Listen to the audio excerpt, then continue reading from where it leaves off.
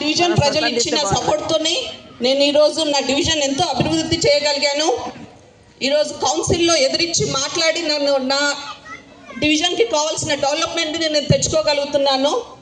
ఎందుకు ఇంత చెప్తున్నానంటే ఒక సాదా సీదా మహిళ తలుచుకుని ఈరోజు ఏ పనైనా ఎంతటి పనైనా చేయగలిగ కెపాసిటీ నాకు ఉంది.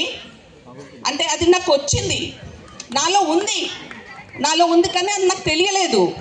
ఇది ఎందుకు చెప్తున్నానంటే మీలో అందరిలో ఏదో ఒక టాలెంట్ ఉంది.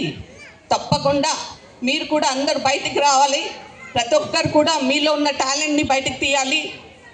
ఎంతోమంది మనకి సపోర్టుగా ఎంతోమంది ఉన్నారు. ఈరోజు ఈ వేదిక మీద ఇలా సంబరాలు జరుపుకున్నామంటే కేవలం మహిళలతోనే సాధ్యం కాదు.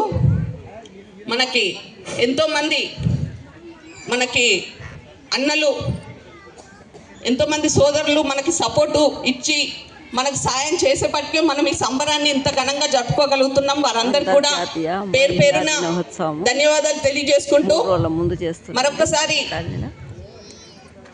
అందరికీ కూడా పేరు పేరున మహిళా దినోత్సవ శుభాకాంక్షలు తెలియజేస్తూ నాకు ఈ అవకాశం ఇచ్చిన మీ అందరికీ కూడా ప్రతి ఒక్కరికి ధన్యవాదాలు తెలియజేస్తూ జై హింద్.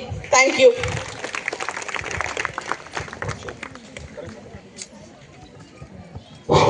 ఇప్పుడు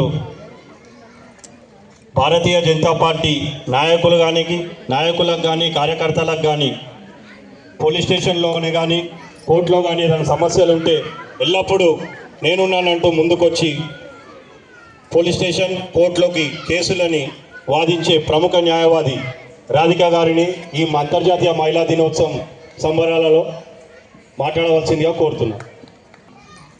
వేదికను అలంకరించిన పెద్దలు, సోదర సోదరీమణులు మరియు ఈ సాయంత్రం వేళ ఇక్కడ ఈ సోదర మనులందరికీ నా హృదయపూర్వక నమస్కారాలు. సెలబ్రేషన్కి మీ సాయి ఐశ్వర్య కాలనీలో చాలామంది ఉన్నారు. ఆడవాళ్ళు చాలా గొప్పవాళ్ళు, అందరు గొప్పవాళ్ళే.